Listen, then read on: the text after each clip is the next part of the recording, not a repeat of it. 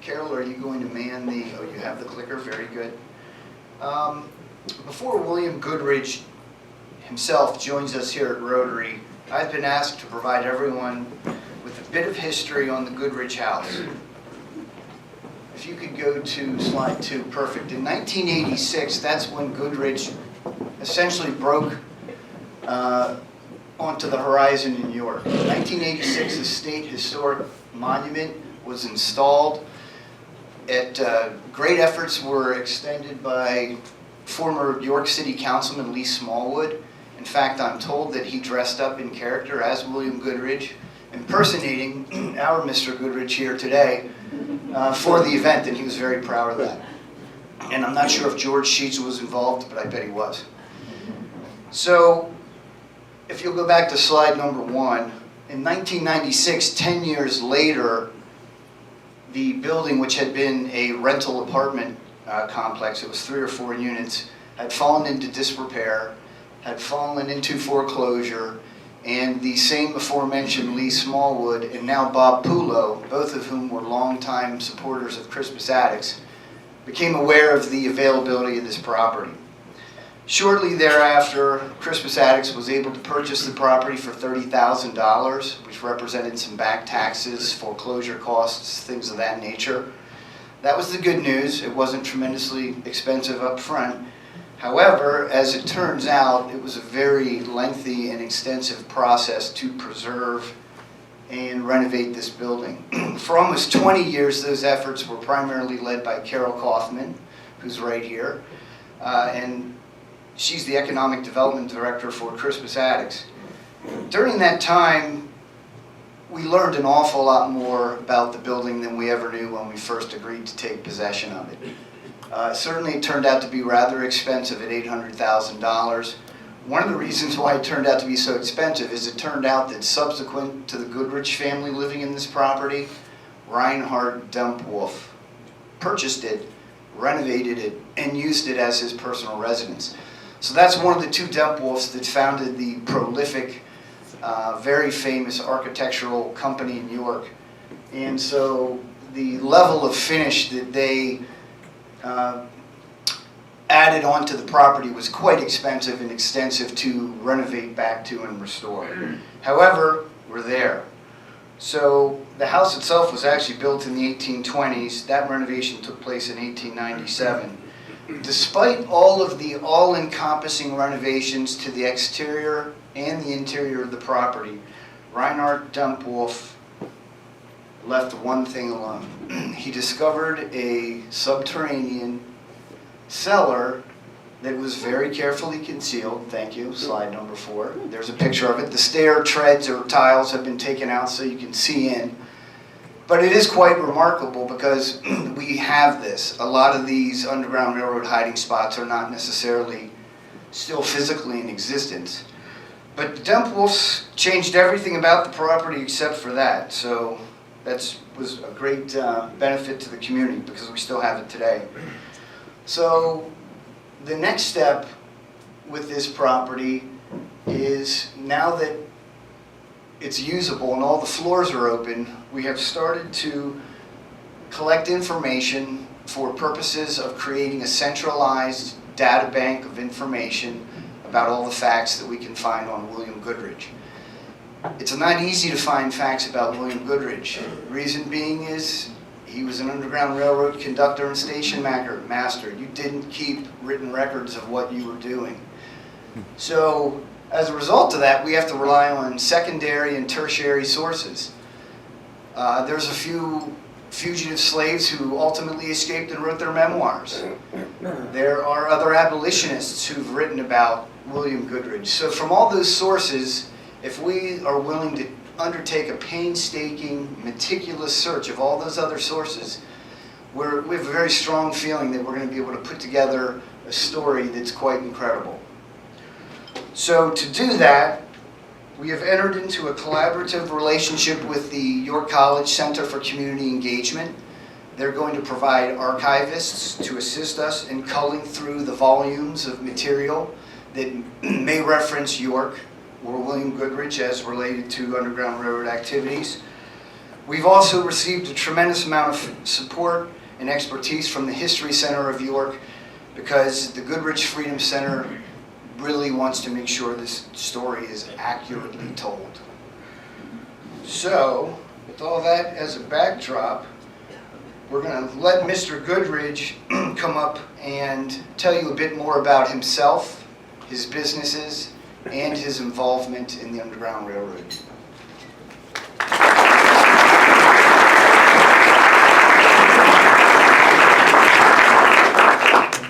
Hush. Hush. Shh. Somebody's calling my name. Hush. Shh. Hush. Somebody's calling my name. Hush. Hush. Somebody's calling my name. Oh my Lord, who could it be? Well, I'm so happy that the people calling my name is the Rotary Club of York. And not some enslaved that needed refuge in my house. My name is William C. Goodridge. Many of you may know me as the businessman during my time.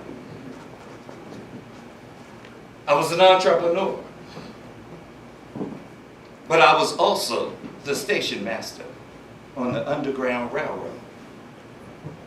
Now that may not mean much to you today, but during my time, it was quite essential and very important.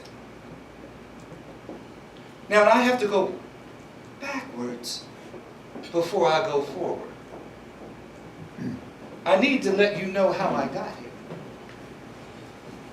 I was born enslaved in that town close to York, Maryland.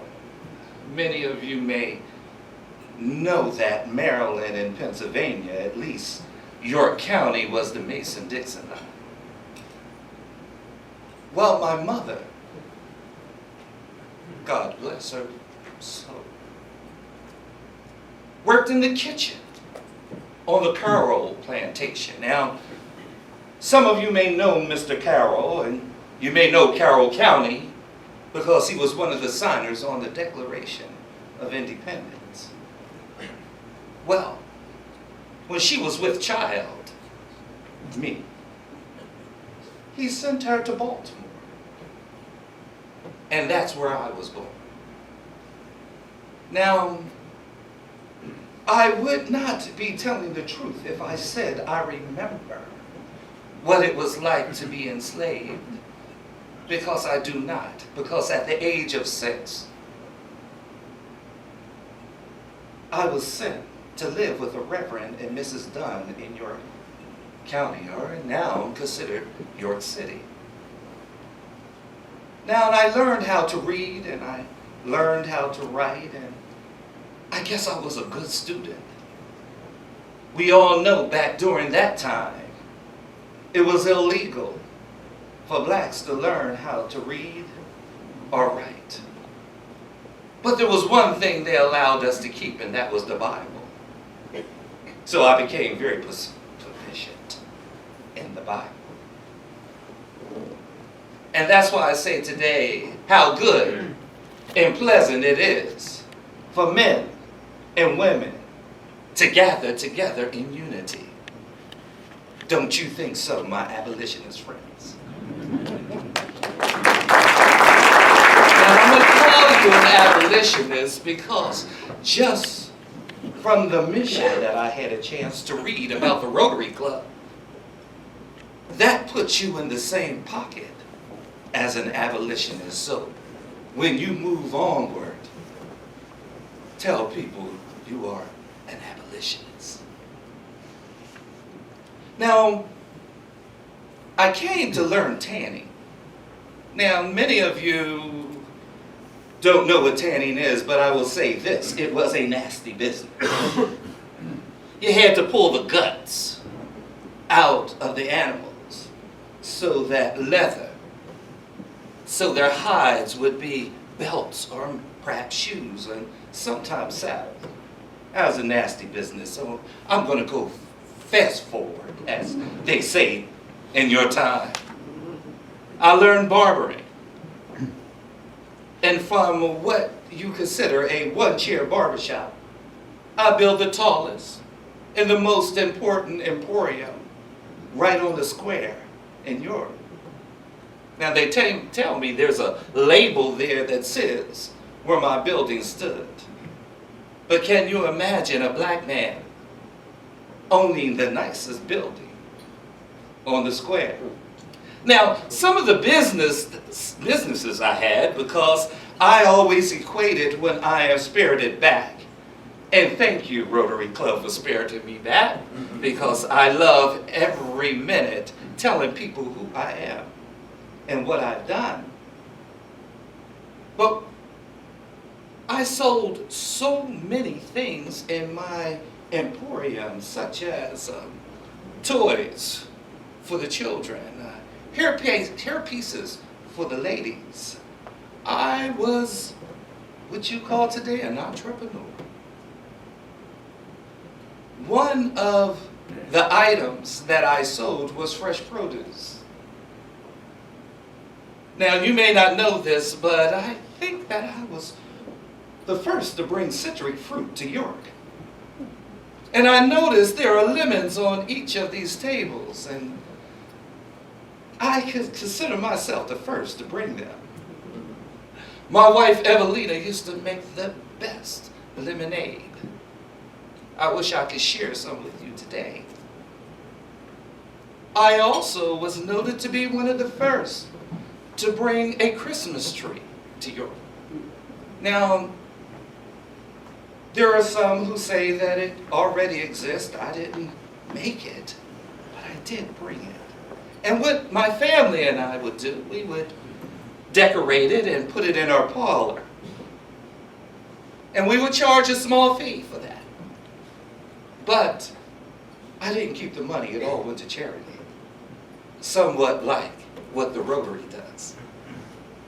So I like to think of myself as also in your gate as well. But the most important thing that I've done, or I like to consider the most important, was the station master on the Underground Railroad. Now, during my time, everything had to be kept here, and I think Mr. Countess said that memory was so important. We could not write anything down. And I am often asked by children when I'm spirited back, well, Mr. Goodrich, how did you do that? Well,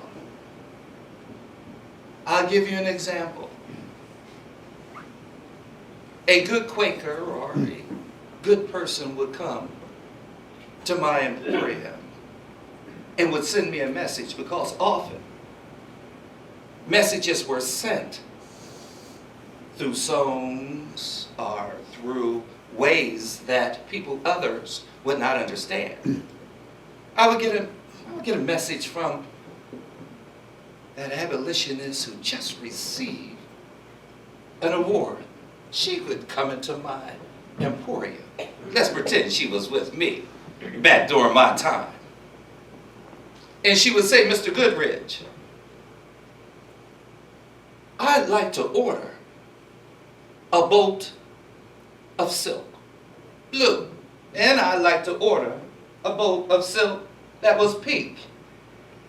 And if you can find a way to get some of that Paris trim, I would like some of that also. She was sending me a message. And that message was that there was one man and there was one woman, and the trim represented children. I would then take them to my home, 123 East Philadelphia Street. And I would hide them in my cellar. There was a little space there, and it's my understanding that if you visit my home today, you can see exactly where that was. Sometimes there would be babies, and I tell the young people that my babies never cried. It was almost like instinctively they knew that if they cried, that their parents would be in some kind of danger. Now, I had 7 children, 5 who lived through adults, and they cried all the time. I never quite understood that. But that is something that I'm working on today. So I'm happy to just share a little bit about who I was. And I encourage you, I encourage you to come to, I don't know the roads these days, but I think it's not far from here, 123 East Philadelphia Street, and visit my home. Now, and it is a lot different than it was when I was there. But I have to say, they kept the essential things. And I remember a good friend of mine, Frederick Douglass, saying on one July evening, when he gave a speech, and they say it was quite a long speech, but there was something that resonated to me, and that was, he said, the nation is young, and like a young child, it is still impressionable and capable of positive change.